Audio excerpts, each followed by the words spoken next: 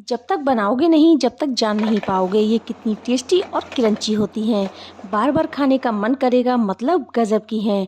तो आलू की आज हम बहुत ही खस्ता और मज़ेदार मटर की रेसिपी आपके संग शेयर करने जा रहे हैं, जिसे आप लंबे समय तक स्टोर करके रख भी सकते हो। अस्सलाम वालेकुम, वेलकम बैक टू जायका अपने किचन का।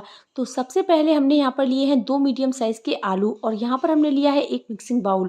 आलूओं को हमने उबाल कर इसका छिलका उतार लिया है और इसको हम ग्रेटर की हेल्प से ग्रेट कर लेंगे। तो यहाँ पर आप आलूओं को ना हाथों से मैश करें और ना मैशर की हेल्प से मैश करें, वरना इसमें लम्स रह जाएगा। तो यहाँ आप इसको कद्दूकस की हेल्प से कद्दूकस कर सकते हैं। तो आलू हमारे यहाँ पर अच्छे से ग्रेट हो चुके हैं और इसको हमने अच्छे से मिक्स कर लेना है और इसमें हम डालेंगे मैदा। तो यहाँ पर आप मैदा की जगह गेहूं के आटे का भी इस्तेमाल कर सकते हैं। तो इसमें हमने डाली है 2 कप मैदा। आप मेजरमेंट किसी कटोरी या कप की हेल्प से भी कर सकते हैं। और इसमें हम डालेंगे 1/4 कप के करीब बेसन। तो यहाँ पर हम जो ये रेसिपी बना रहे हैं मैदा और बेसन से बना रहे हैं, आप चाहे तो इसको गेहूं के आटे से भी बना सकते हैं। और इसमें अब जाएगा 1 चम्मच के करीब नमक। नमक आप अपने टेस्ट के अकॉर्डिंग कम या ज़्यादा भी कर सकते हैं। और इसमें अब जाएगी 1 चम्मच के करीब अजवाइन। अजवाइन को हम हाथों से क्रश करके डालेंगे, इससे अजवाइन की खुशबू बहुत ज़्यादा अच्छी आती है। और साथ ही में हम इसमें डाल देंगे 8 से 10 काली मिर्च। काली मिर्च को हमने यहाँ पर हल्का सा क्रश कर लिया है, क्रश करके हम इसमें डाल देंगे। यहाँ पर हमें काली मिर्च का पाउडर नहीं लेना है, काली मिर्च को क्रश करके लेना है। और इसमें हम डालेंगे 2 चम्मच के करीब ऑयल। तो यहाँ पर हमने 1.5 चम्मच ऑयल इसमें डाल दिया है और इसको हम चम्मच से अच्छे से मिक्स कर लेंगे और इसको अच्छे तरीके से मोयन करेंगे। मोयन करना बहुत इंपॉर्टेंट होता है और जो बचा हुआ ऑयल है वो भी हम इसमें डाल देंगे। किसी भी चीज़ को खस्ता बनाने के लिए मेन होता है मोयन। मोयन आप लोग बहुत आराम से कीजिएगा। तो यहाँ पर हमने अच्छे से इसको मिक्स कर लिया है और इसको हम थोड़ा थोड़ा पानी डालकर इसका एक डो बनाकर तैयार कर लेंगे। तो यहाँ पर हम शुरुआत में थोड़ा पानी डालेंगे क्योंकि इसमें उबला हुआ आलू भी है और इसमें ऑयल भी है। तो यहाँ पर हम इसमें थोड़ा थोड़ा पानी डालकर इसका एक हार्ड डो बनाकर तैयार कर लेंगे। तो यहाँ पर हमने एक हार्ड डो बनाकर तैयार कर लिया है। जैसे हम पूड़ी वगैरह का डो बनाकर तैयार करते हैं, ठीक उसी तरह से हमने डो बनाकर तैयार कर लिया है और इसको कवर करके हम 5 मिनट के लिए रख देंगे। 5 मिनट के लिए हमने इसको रख दिया था। डो हमारा अच्छे से सेट हो चुका है। तो डो को हम एक बार और मसल लेंगे ताकि ये अच्छे से चिकना हो जाए। आपने सिंपल मटरी तो बहुत खाई होगी, लेकिन एक बार इस तरह से आलू की मटरी बनाकर देखिए। ये लेयर वाली मटरी बहुत ही ज़्यादा टेस्टी बनती है। तो यहाँ पर हम इस डो में से एक लोई इस तरह से तोड़ लेंगे और इसकी इस तरह से कुछ लोई बनाकर तैयार कर लेंगे। बहुत ही खस्ता और मज़ेदार मटरी की रेसिपी है, जिसे आप लंबे समय तक स्टोर करके रख भी सकते हो। आप इसको चाय के साथ खाइए, सफ़र में ले जाइए, बच्चों को दीजिए। बहुत ही आसान रेसिपी है। सुबह शाम इसको नाश्ते में खाइए। बहुत ही बढ़िया रेसिपी है और लेयरदार रेसिपी बनकर तैयार होती है। अगर आपको मेरी रेसिपी पसंद आए तो मेरी रेसिपी को ज़्यादा से ज़्यादा लाइक शेयर कीजिए और मेरे चैनल को सब्सक्राइब कीजिए। तो यहाँ पर हमने 5 लोई बनाकर रख ली हैं और जैसे हम रोटी की लोई बनाते हैं, ठीक उसी तरह से हमने 5 लोई बनाकर तैयार कर ली हैं। और अब हम आते हैं काउंटर की तरफ। तो यहाँ पर हम इसमें हल्का सा आटा लगाकर इसको बेल लेंगे। तो यहाँ पर जब हम आटा लगाएंगे तो ये काफ़ी आसानी से बिलकर तैयार हो जाएगी। तो यहाँ पर हमें इसकी एक रोटी बनाकर तैयार करनी है। तो यहाँ पर हमने जो 5 लोई बनाई है, 5 लोई की हम इसी तरह से रोटी बनाकर तैयार करेंगे। तो यहाँ पर आप इसमें आटा लगाते जाइए। आटा लगाने से ये बहुत ही आसानी से बिलकर तैयार हो जाती है। मैदा जो है वो श्रिंक होता है, जिससे ये रोटी आसानी से बिल जाती है।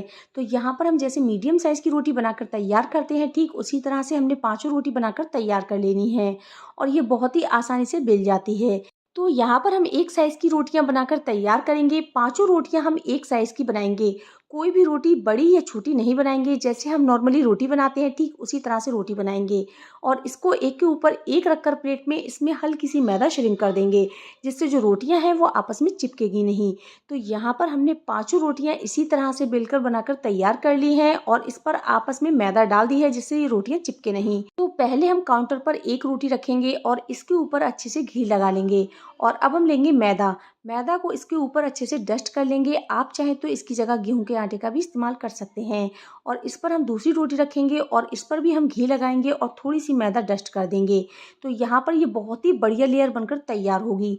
और इसी तरह से हम इस पर तीसरी रोटी डाल देंगे और इस पर भी हम घी लगाकर दोबारा से इस पर मैदा डस्ट करेंगे, जिससे ये रोटियों की लेयर बहुत ही बढ़िया आए और जो आलू की हमारी मटरी बनकर तैयार होगी वो लेयरदार बनकर तैयार होगी।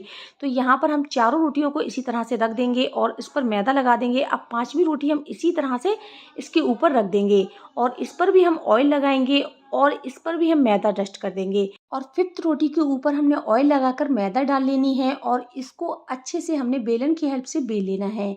तो यहाँ पर आप इसको रोटी को जितना बढ़ा सकते हैं उतना बढ़ाइए और जितना आप इसको पतला कर सकते हैं उतना पतला कर लीजिए। तो यहाँ पर हम रोटी को चारों साइड से अच्छे से बेलेंगे, ताकि जो मोटी रोटी है हमारी पांचों रोटियां मिलकर मिक्स हो चुकी हैं उसको हमने अच्छे से पतला कर लेना है और इनको हमें ज़्यादा प्रेशर से नहीं बेलना है।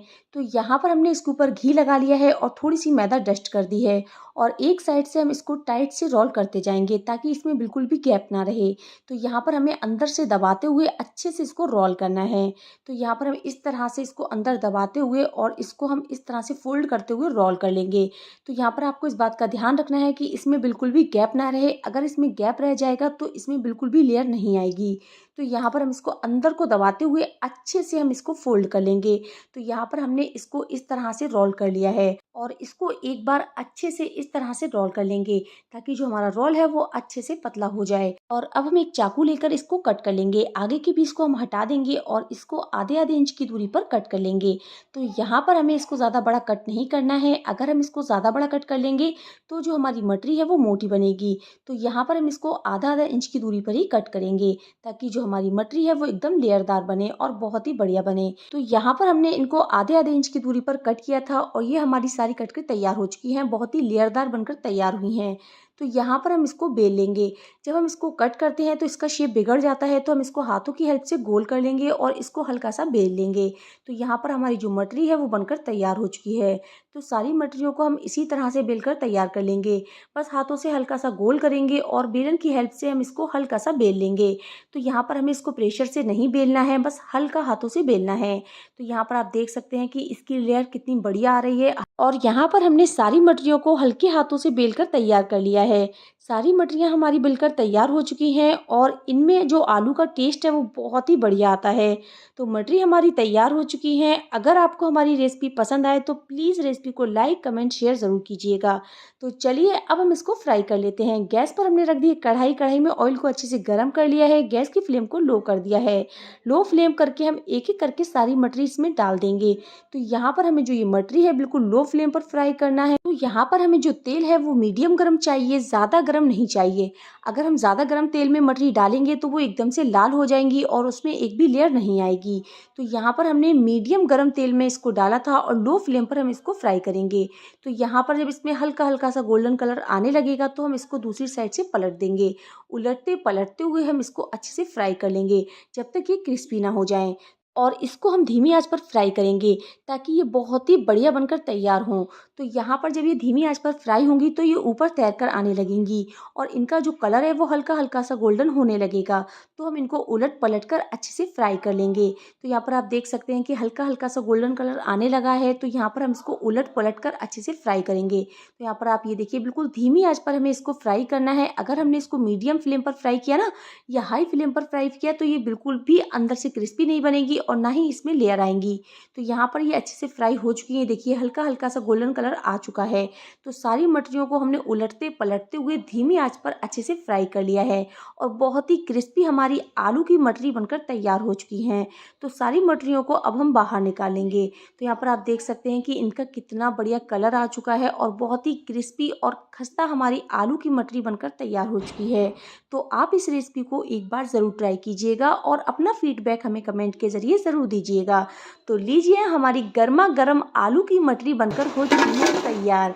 तो चलिए देर किस बात की है, इसको सर्व कर लेते हैं। बहुत ही खस्ता और करारी हमारी मटरी बनकर तैयार हैं।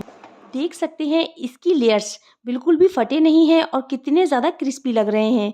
देखकर ही आ रहा है ना मुंह में पानी। जब आप इसे चाय के साथ सर्व करेंगे ना तो यकीन मानिए एक बार में ही पूरी प्लेट चट कर जाएंगे। ऐसी मटरी है ये, मज़ेदार। एक एक लेयर आप देख सकते हैं बिल्कुल भी ऑयल एब्जॉर्ब नहीं किया है। मैंने तो इसे चाय के साथ सर्व किया है। बहुत ही कम मसालों में हमने आलू की मटरी बनाकर तैयार की है। शाम की चाय के साथ तो ये मस्ट रेसिपी है। आप इसे फंक्शन पार्टी में भी सर्व कर सकते हैं। बहुत ही बढ़िया रेसिपी है। एक बार बनाएंगे तो हर बार ऐसे ही बनाएंगे। और आप देख सकते हैं ये कितनी क्रिस्पी और मज़ेदार बने हैं, एकदम क्रंची बनकर तैयार हुए हैं। तो आज के लिए इतना काफ़ी है। फिर मिलती हूँ एक और नई रेसिपी के साथ। जब तक के लिए बाय।